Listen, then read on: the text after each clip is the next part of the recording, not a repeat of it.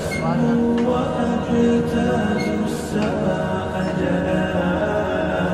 فأزيد أسراب الغروب جمالا، وألون الدنيا بأجمل بسمة، وأكون للخير العميم مثالا، وأراقب